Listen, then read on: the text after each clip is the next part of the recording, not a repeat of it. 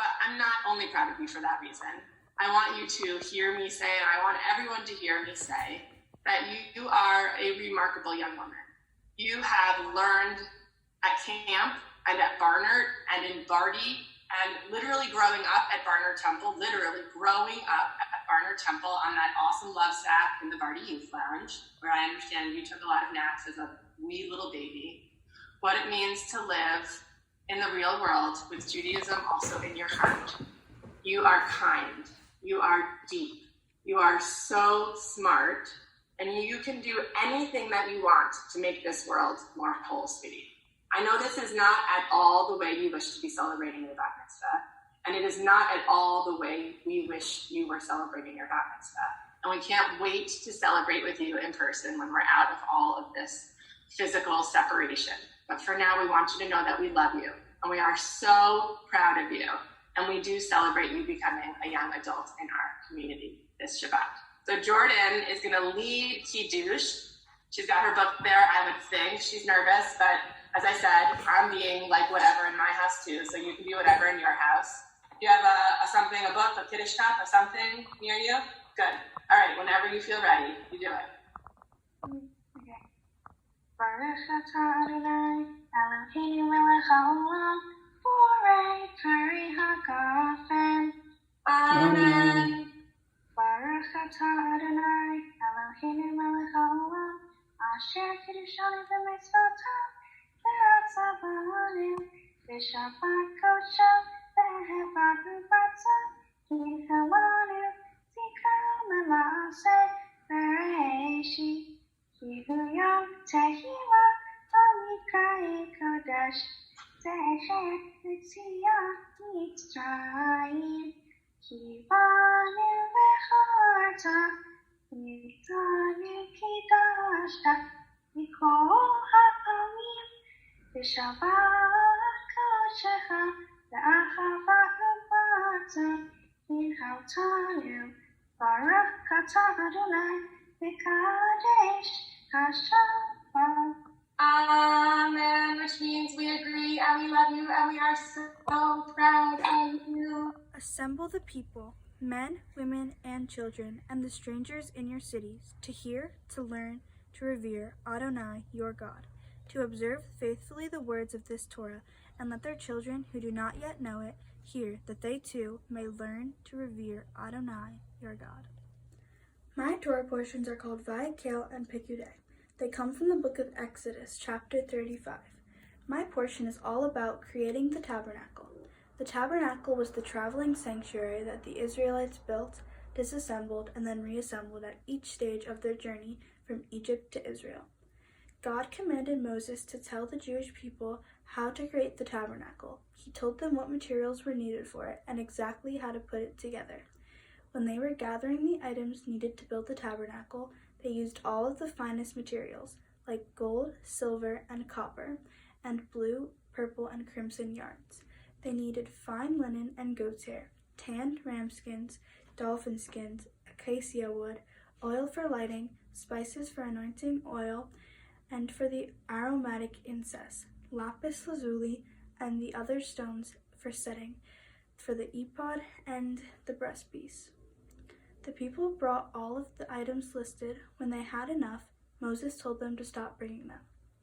Once they gathered all of the finest things for the tabernacle, they started to build it.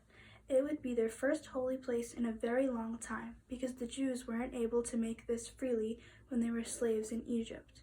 Once it was all built, the people used it to gather and to connect with God, which they did primarily through sacrifice. They could see that God was present when a cloud was upon it and filled the tent. When there was a cloud and God was present, that is when they stayed in the camp. God talked to God or ask for forgiveness. They would resume their journey when the cloud lifted. I found it very interesting that the people that did not have much and that were not very wealthy still brought all the fine things. They could keep them for themselves, but instead they brought them to share with their community so that everyone could have this holy space that everyone was a part of making.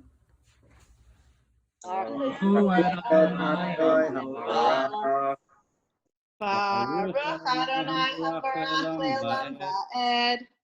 Baruch Adonai Habarach Le'olam Va'ed.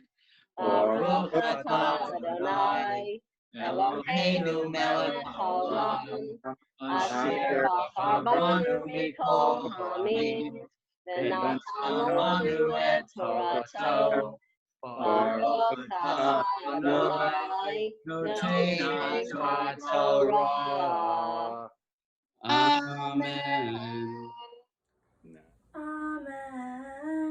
Vayasem et hakior ben ochel moed uvein hamizbeach vayiten shama mayim lirotza verachatu mimenu Moshe ve'Aharon ubanav et yedehem va'et raglehem B'vo'am el ochel moed uv'korbatam el hamizbeach yirchatzu kasher tziva Adonai et Moshe.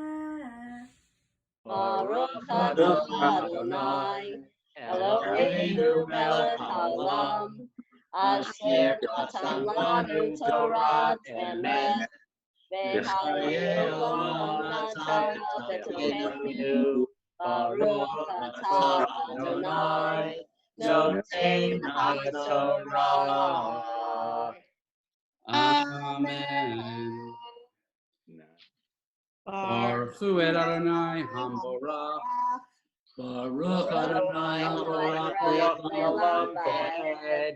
Baruch atah Adonai Eloheinu Eloheinu melech haolam asher bachar banu mikol ha'amim ha'amim v'natan lanu et torato. Baruch atah Adonai noten haTorah. Amen. Vayakem et hachaser safiv lamishkan ve'lamizbeach vayiten et masa sha'ar hachaser vayachol Moshe et hamlacha vayhas'anan et ochel moed uchvod Adonai malay et hamishkan velo yachol Moshe lavo al ochel moed ki shahan alav ha'anan uchvod Adonai malay et hamishkan. Baruch atah Adonai Eloheinu Eloheinu melech haolam asher natan lanu Torah emet v'chayei olam nata b'tochenu. Baruch Baruch atah Adonai noten haTorah. Baruch Hu et Adonai Hamvarach. Baruch Adonai Hambarach Le'olam Va'ed. Baruch Hu et Adonai Hamvarach Le'olam Va'ed. Baruch atah Adonai Eloheinu melech haolam asher bahar banu mikol ha'amim v'natan lanu et torato. Baruch atah Adonai noten haTorah. Amen. Uv'he'alot ha'anan ma'al hamishkan yisu b'nei Yisrael b'chol masehem ve'im lo ye'alem ha'anan ve'lo yisu ad yom he'aloto ki anan Adonai al hamishkan yomam ve'esh Tihya lalabo le'nei kol beit Yisrael b'chol masehem. Baruch atah Adonai Eloheinu melech haolam asher natan lanu Torat emet v'chayei olam nata b'tohenu. Baruch atah Adonai noten haTorah. The Mishkan was the place where the Israelites congregated and made sacrifices while they were traveling through the wilderness. It is their holy place where people connected, talked, and spoke with God. It was important to the Israelites now that they went from being slaves and could now create their own lives. Now they could assemble this sacred space and practice their religion freely. While the Israelites were slaves, they couldn't really live as Jews. They had to be taught of all of this once they were free. They built the tabernacle because when God gave Moses the commandments, when Moses was on Mount Sinai, God also gave Moses instructions on how and where the Israelites would speak with God and how to build the tabernacle so that they could interact with God. I think there is so much detail about how the Mishkan should be built because it helped the Israelites feel that they were building something that was truly holy and therefore special for the people. Similarly, God wanted them to see how special the relationship was between God and the people and how special the place was that represented that relationship. This may be why they used the finest materials. All the fine golds and silvers and skins and plants helped to convey these messages. I think a place can be holy for many reasons. It doesn't just have to be beautiful. It doesn't have to be religious in nature. If you're in any place where you feel connected to God, it is holy, even if it is somewhere not very pretty. But not everything that is religious is holy. For example, a Hanukkah candle is not holy on its own, but the menorah you are using is special, and when we use a candle and a menorah to celebrate our holiday, the whole thing is holy. The candle becomes holy when it represents the story of the past and present and future as we continue to celebrate.